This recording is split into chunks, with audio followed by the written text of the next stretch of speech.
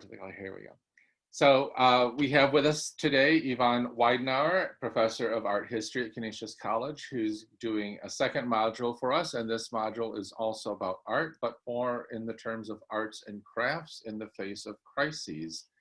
And I am going to share our screen here, hopefully, to have the PowerPoint to go along with us. There we go. Yes, yay, okay. So Yvonne, if you'd like to say a little bit more about the inspiration for this particular module and your relationship to it, that would be wonderful. Well, I've always been a crafter. And so when I saw the AIDS Memorial Quilt, I thought that is such a poignant way for people to express their pain and their sense of loss, but also remembering. The idea of remembering and the importance of memory is something that can't really be underestimated. As a mother, I try to share stories of my children's childhood with them, reinforce those ideas of adventures that we've had. Perhaps painful memories are just as important, that you keep that balance in your memory and the memory of others. I also was so profoundly moved by the response that people had to the brush fires in Australia. As an animal lover, it was just so endearing to see how people would take up whatever yarn or materials they had in their house and just get to work to provide some sort of comfort to so many animals who had been displaced or injured by the brush fires. And then the last topic of discussion today is something that is poignant to me. My mom is a retired nurse. And when the pandemic started, she started making masks. She made them for the nursing home that took such wonderful care of my father in the last couple of years of his life. And she was passing them over to family members and friends, and she got me making them. I am a serial fabric hoarder, so I had lots of fabric to work with, and it gave me a chance to feel like I had some sort of control, that I could create masks that were going to protect me, protect my neighbors, my friends, my families, and the strangers that I would encounter. I like this idea of art as doing something, of craft as doing something participatory. And would you like to say something about the wearable art that you are wearing at the moment? Very much so. This t-shirt is, well, get my hair out of the way. T-shirt is designed by Idris Wajid, who is a local artist. It says Love Wins.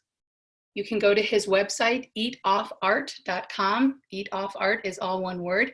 He and his wife are phenomenal artists, very creative, have a range of things. And I think it's so crucial that in this time, if we can support small businesses, local artists to the best of our ability, that is our way of helping and feeling like we're making a difference, however small. Absolutely.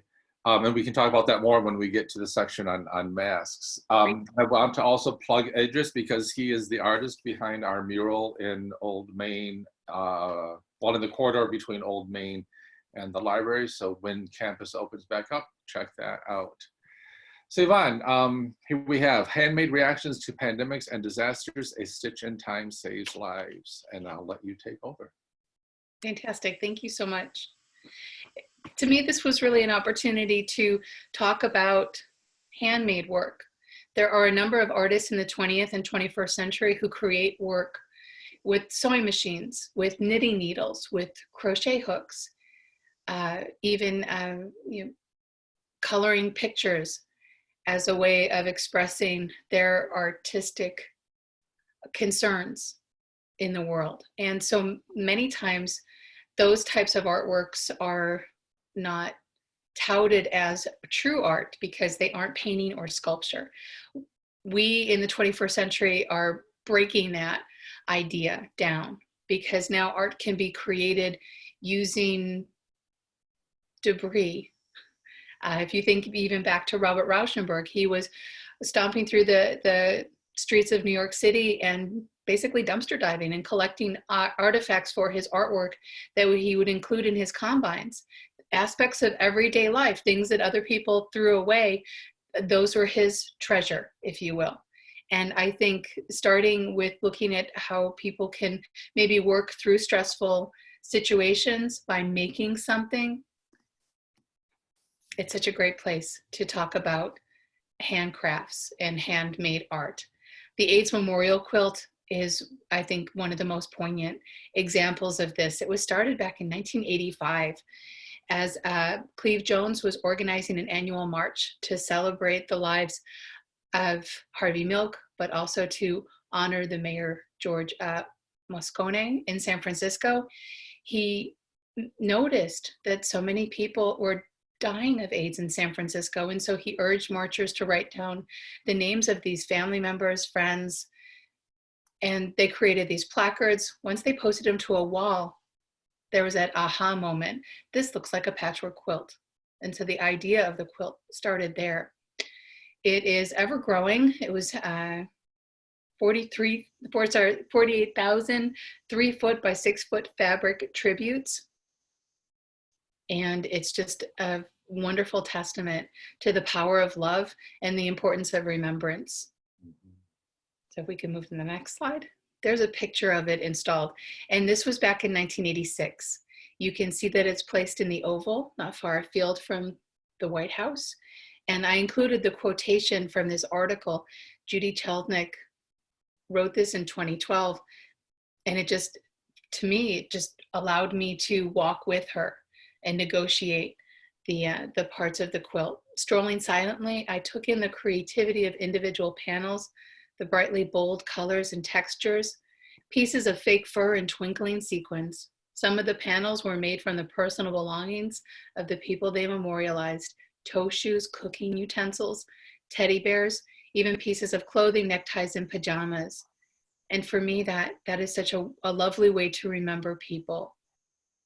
And so to me, it evoked this sense of creating, and creating, but also releasing perhaps some of that pain and that sense of loss. I can remember this person by making something. I've never seen it installed, unfortunately. I've only seen pieces of it. I've never seen the entire piece. And that was back in 1986. Here are some close-up views of some of the panels, so you get a sense of how unique and beautiful they are. They can range in colors and forms. I included the one for Keith Haring, so you can see how his artwork is also incorporated into a panel. But then just everyday objects, people's t-shirts, mementos that meant so much to them are incorporated. So it's not really just a quilt, but it's really a three-dimensional work of art. And then you can also, go ahead. No, that's also sort of a living thing that kept growing and evolving, yeah. And you can still add to it today. There is a form at aidsmemorial.org where you can request information on what to do, what the size restrictions are, and you can create a panel, which I think is another wonderful way to remember. Absolutely. And I think that all too often we think of the AIDS pandemic as something from the past, and it's important to remember it is still with us and to commemorate that. I couldn't agree more. Here are some other details. My family, well, we're big tennis fans. So when I came across this image of the panel for Arthur Ashe, it just struck me as so poignant. But you can see that over 30 countries have contributed to this memorial quilt. So it's not just the United States thing, it's a global thing. And that really brings to home the idea that this is a global issue. It is still something with us. Luckily, we have found medicines to prolong people's quality of life. And that is so important. But you can imagine a stitch that went into creating these panels and how much love is poured into each one of them. Right. I think this is such a beautiful reminder of art as memory. And then in 1995, in March, parts of the AIDS Memorial Quilt traveled to Canisius College, and it was, they tout in the brochure that it was one of the only times it was in Western New York. So I think that's a wonderful way that the college was commemorating the power of the memorial and its way to connect many generations. We think of the students as the primary group on campus, but it's also the faculty and the staff, Right. some of whom may have lost family members to AIDS, or friends, or even friends of the family. And I think having that moment to connect to some of the panels, and you can see from some of the excerpts of from the brochure that there were people from campus who were participating in opening committee, in readings that were also part of the ceremonies associated with it. And then just allowing people time to negotiate a path around these pieces. Very participatory art and group art, and something that helps, I think, people process that. Oftentimes we process grief individually or privately, and I think this experiment with the AIDS quilt is a unique opportunity to process through grief communally. And it also plays into the community, the history of community associated with quilting. That members of a neighborhood would get together and work on quilts. I recently watched Alias Grace, based on the Margaret Atwood book, on television. But the main character talks about quilts and how each woman should have 3 quilts made by the time that she is ready to marry. And she talked about the symbolism associated with the imagery in the quilts.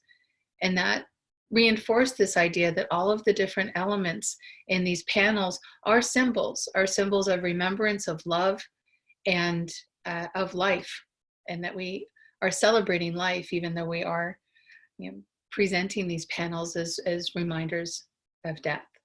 It's also curious to me because one often associates quilting with female activity and female ways of narrating. And I remember an exhibit, I think it was at the African American History Museum in DC, about quilts and African American traditions of quilting and how they told family histories, or I also think maps were incorporated in them symbolically.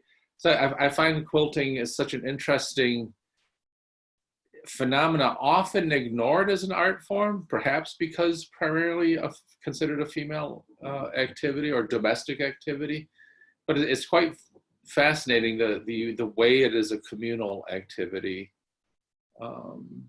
I also think it gets a little bit downplayed because it's a utilitarian object. A painting or a sculpture is something that we set apart from things we use. We admire them.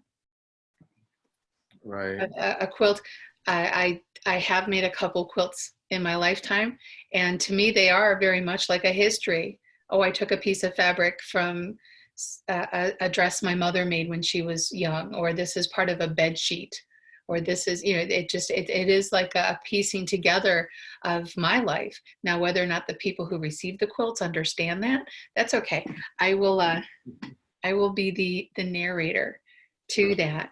But I also thought that these 2 pages of the brochure were so powerful, and that they're giving statistics, facts about the quilt, so you can appreciate the tonnage and the acres of material that would be put on display if it was shown in its entirety. But then also the statistics about the epidemic, that it was, the quilt only represents 12% of all US AIDS deaths.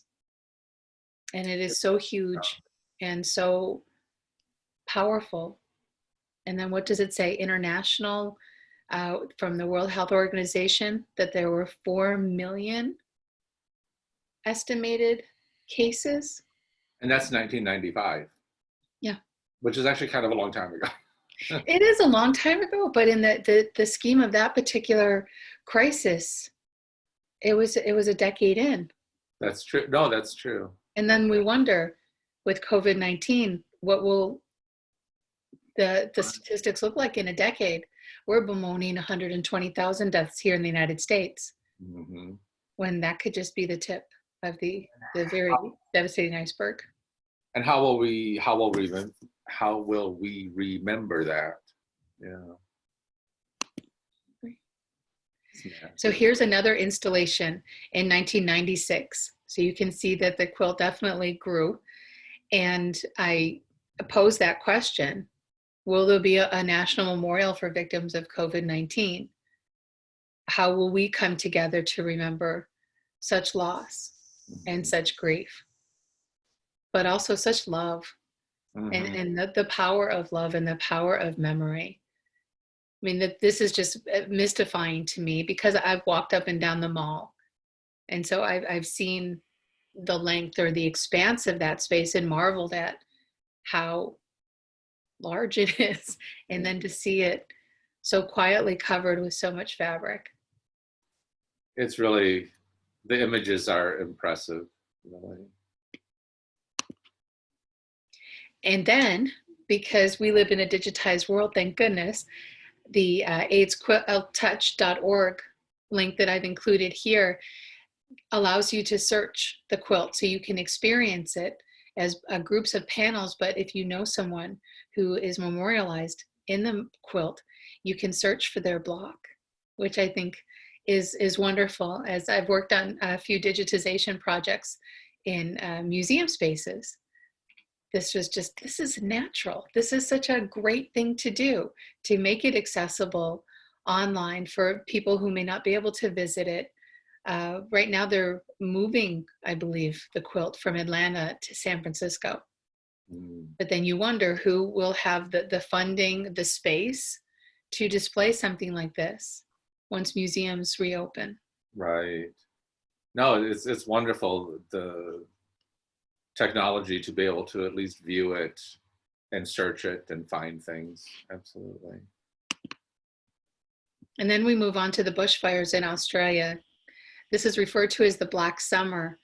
And you have the statistics there. Sadly, 34 people died in thousands of fires that ranged through this area.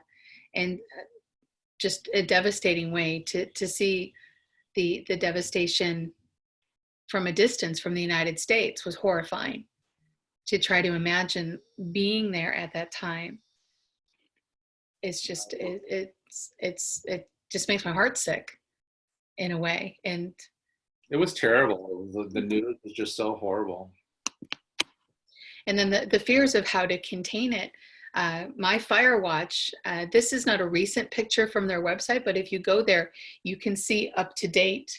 So you can see where there are fires right now on the continent, which I thought was powerful. And then this near map technology that's used in the Guardian article, you can do these slide over, so you can see what the land looked like before and then after the fire decimated it. Just so tragic to see. But the response again was an international one. So firefighters from different parts of the world were traveling to Australia to help out the best they could. But it's believed that more than 1 billion animals, including 800,000 just in New South Wales, were most likely killed, if not displaced, by these bushfires. Again, the photos are horrific of people, jumping out of their cars to rescue a koala from a tree that's on fire, or the kangaroos searching out water in people's backyards. And so they would turn their hose away from keeping their house wet to offering water to an animal to allow it to survive. Just astounding. It was. And then the response to this news was, well, let's get crafting. Let's see what we can do. And it was an international response. And so I visited this one website on Facebook. I'm still a member, so I still like to keep up to date. But Animal Rescue Craft Guild was just phenomenal. They were boots on the ground, sending people weekly lists, links to patterns. I looked at a couple patterns and I thought, how much fabric do I have? And what is a bat ramp? Was one of my questions. But then people started posting pictures, and they still do. They're still posting pictures of the materials that they were able to make and then send to Australia, to, you know, little mittens for the koalas who had burnt their paws, to joey pouches for joeys who had lost their mothers but still needed to be raised in that close quarters. It was just incredible to see the daily messages, and so much, again, so much love was being sent around the world. It was just fantastic. It's quite fascinating. I didn't really know to what degree people made and crafted knitted things for animals in the crisis. I knew there were some things going on. I didn't know the extent of all of the animals and all of the things that people could make to help. It's just tremendous. I mean, here we see what they call possum palaces in the upper image, but these are crocheted or knitted little spaces. So possums have this little place to burrow. More joey pouches are on the right-hand top image. And then you see two people actually using a joey pouch. The joey pouches on the top are for the smaller, you know, joeys, kangaroos, or even possums or wallabies who just need to be in this, you know, sort of warm little space as they develop. And then as they get older, they get into these sort of handbag fashioned ones. But it was just phenomenal. And it again made me think, how much fabric do I have? And what could I contribute? I love to knit. I'm learning to crochet. So I was on the bandwagon. I was ready to go. And then the semester started, and, you know, work crept in. So, but it was just a wonderful sense that people wanted to help, and this is the way that they could express that need to help. Things like this renew my hope in humanity. Well, the pictures get cuter as we go on. So here we have a flying fox all wrapped up in its bat burrito, and then a joey. And this particular pouch has a little note thanking the person who made it in Oregon. Oh, wow. And I thought that was such a lovely tribute. But here's from May 2020, the list of the items that are needed. As they go into the winter months, many animals are still going to require some sort of care. Hopefully, the animals who were directly affected by the bushfires have survived or had a good quality of life. And the animals still will need our help because so many of them were just, you know, physically displaced. And this is, you know, just an opportunity for us to unite as a global community and help. Absolutely. And tie us back into our responsibility with nature. Oh, absolutely. Oh my goodness. It made me think, are there any, you know, lambs who need a sweater here in Western New York, or just these little bird nests? So you could crochet or knit these, and they gave you the dimensions for different size animals that needed them. But then when I found this collage of photographs, it included a bird, a wallaby, a reptile. I'm not quite sure what that guy is eating broccoli, but I just thought, yeah, that is so cool, because knitters and crafters have, you know, we always have extra materials. And it would be such a great thing to do, just to be able to make something and send it off. Absolutely.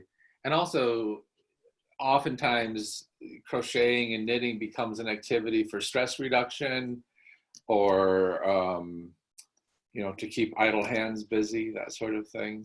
It was wonderful for people, I think, who were shuttered. Although Australia wasn't really having the direct impact of COVID-19 that we were in the Northern Hemisphere, they were still seeing cases. They were still doing some shuttering. And so absolutely, for me, it is a good stress release until I mess up the pattern, and then I have to pull it apart, and then my stress level gets a little higher, or my cat takes the ball of yarn and takes it to the other side of the house.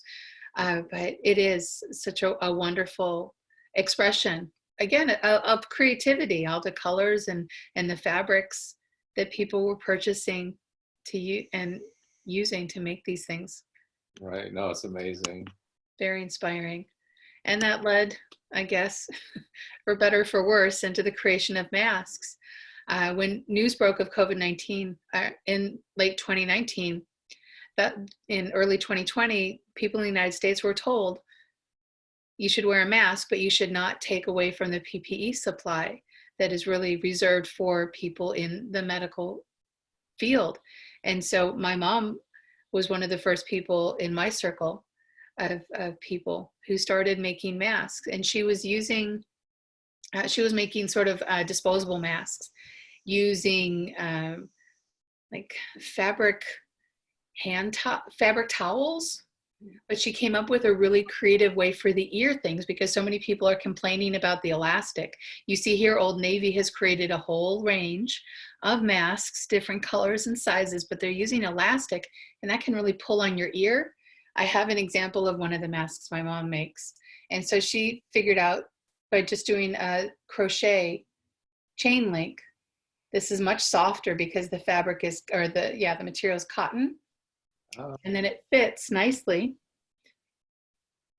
And then we do the fold so we can open it up to really get under our chin. In my case, my double chin. But yeah, it really is a great mask, hand washable.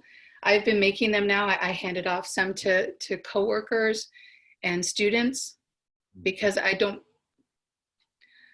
foresee this as going away that quickly. Right. That this is something that is going to be with us for months. I agree. We didn't have masks for a very long time. And well, I had one made by a student friend of mine who was making them. I have no skill in that area, nor do I have any equipment with which to make a mask, but she was making them and offered them to me. And had it not been for her, I would have still been without a mask for weeks, if not months, until relatively recently. So I think it's quite interesting how this has developed. We also had a household issue where plumbers needed to come to the house. And so I set aside the 2 masks that my mom had made us, and I made one out of a sock.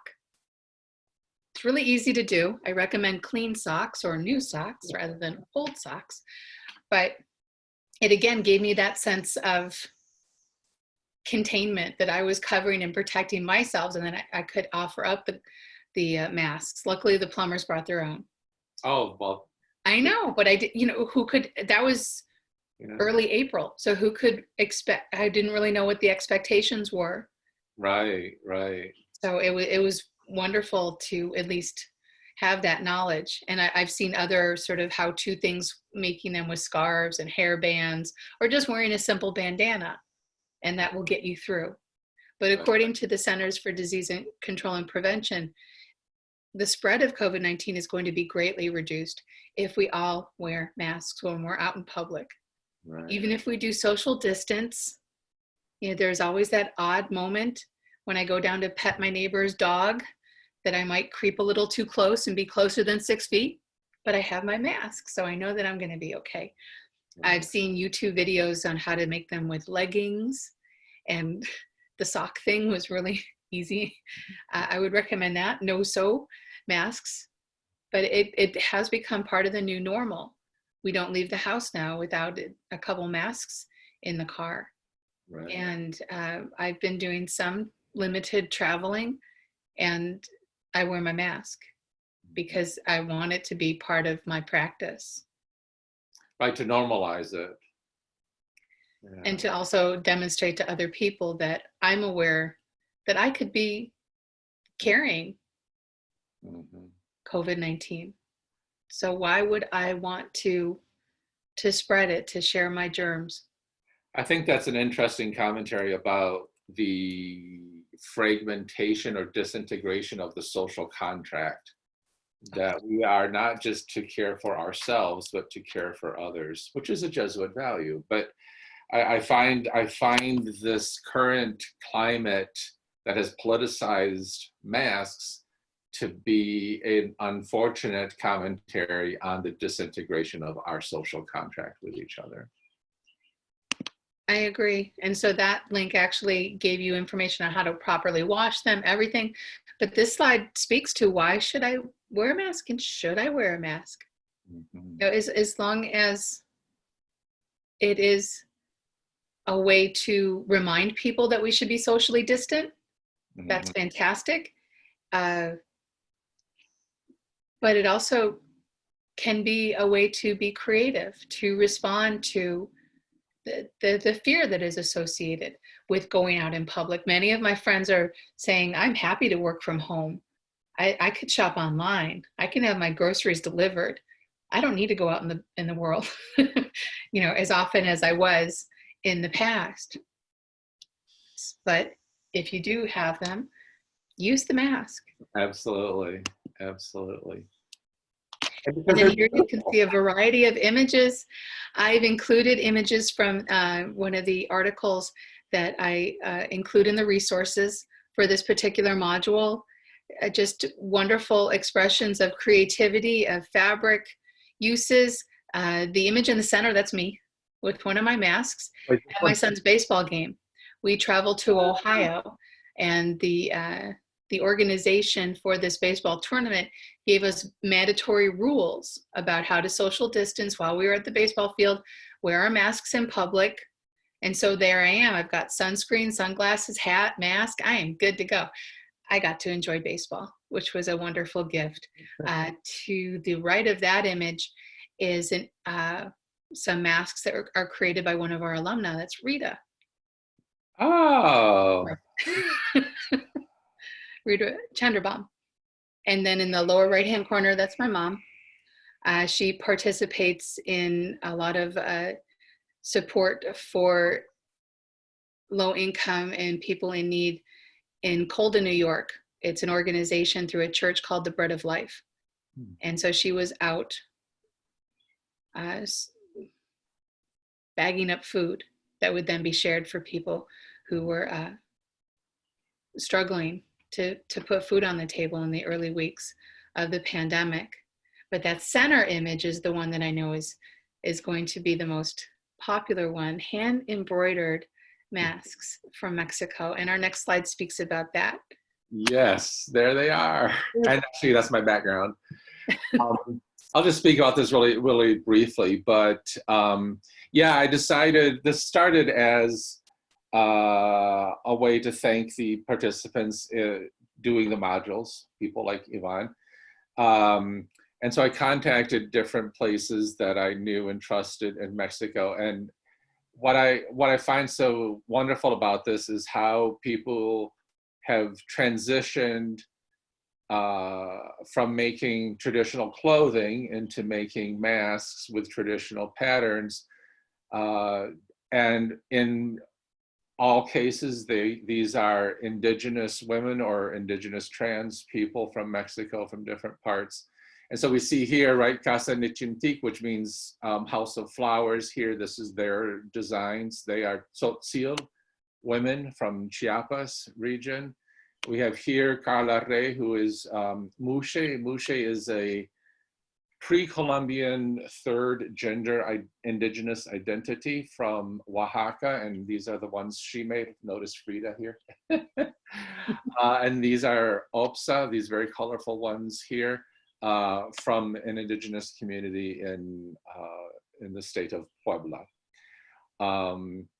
So I just find it interesting to note how these cooperatives, because most of them function as female cooperatives, transitioned from making traditional clothing, which is frequently denigrated in Mexico as not something one wears because it marks you as indigenous, and then transitioning to making masks, which are wonderful and beautiful and handcrafted, and also express indigenous cultures. I find them quite beautiful personally.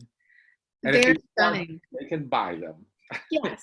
I think the next slide has contact information. Oh, yes, yes. So if people are interested, none of them speak English, so you would have to go through me, but I'm happy to help anybody who might be interested in additional masks or in simply financially supporting them. That would have to be through PayPal at the moment. And I'll turn it back to you. Okay. In this slide, I wanted to share just the response that occurred in New York State, and I'm sure it occurred in other parts of the country, but Christian Siriano donated the skills of his sewing team as they were shuttered away in their houses to start making masks. Now, these were primarily going to be for health professionals in New York City, and as you all know, New York City was just devastated by the amount of cases and just did not have enough equipment. And so here are some tweets from Christian Siriano and Governor Cuomo, just celebrating the fact that members of the fashion industry were willing to also do that switchover, that pivot to creating not only masks, but also other face guards. And I've seen videos of other professionals creating just the everyday wearing or objects worn by people in the medical field, things that they probably took for granted that they removed on a daily basis, but then they realized patient after patient, they have to remove all of this and start over again with clean gloves, clean mask, clean face guard. The demand just was tremendous. And so this was a wonderful response to that. You can see that he's noted here, it's May 20th, the tweet on the right. Mm-hmm. Shows prototypes, shows 3 different versions that he was really thinking about, how can we adapt this? And that's one of the big concerns, although you can buy a fair number of masks that are uniformly made, the size is really different for women's faces or for larger people's faces. Each one of us is quite individual. And so to have things that you can have made by hand or adjustable in some way, it's so very important. I've also seen people debating whether, for men, if they have facial hair or not, how that affects the wearing of masks. And I've also noticed that medical professionals are doubling up on masks. So I think that now they're going through them twice as fast as they were. I'm not quite sure what the concern is. I know other people make masks that have coffee filter linings that they can insert and remove and before they wash them and all that. Right.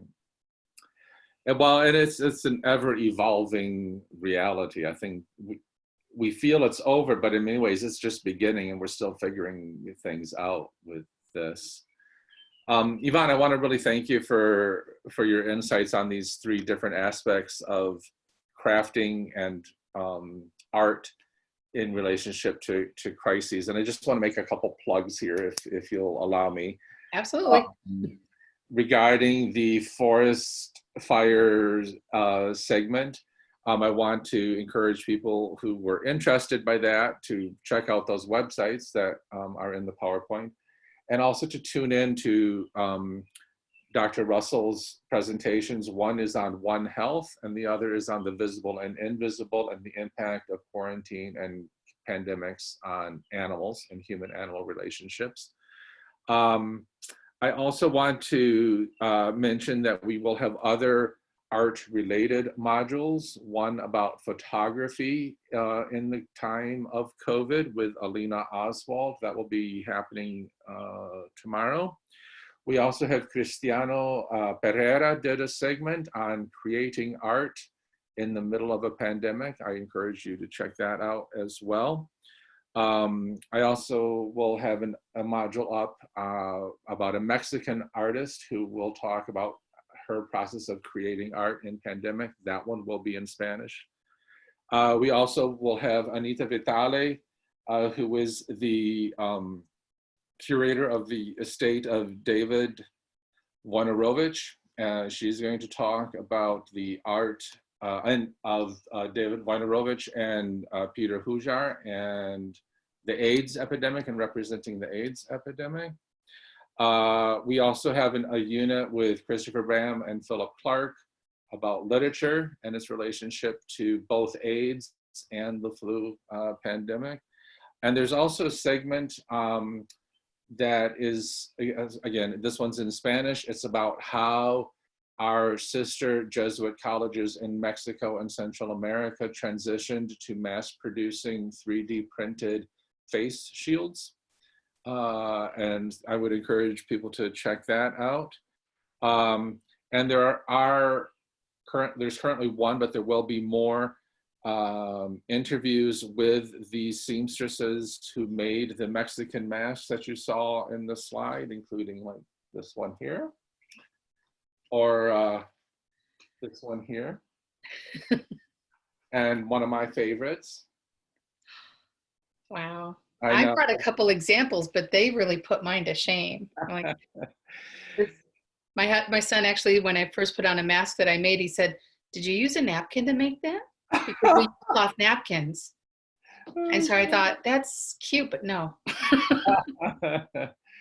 So I'm afraid that those segments are in Spanish because obviously that's the language that they speak, that, or indigenous languages, which I do not speak. And there's also a video of a very short video, like a TikTok video of one of them making, sewing one of the masks. So I encourage people to check those out. So there's lots of intersections across the board that connect with Yvonne's talk today.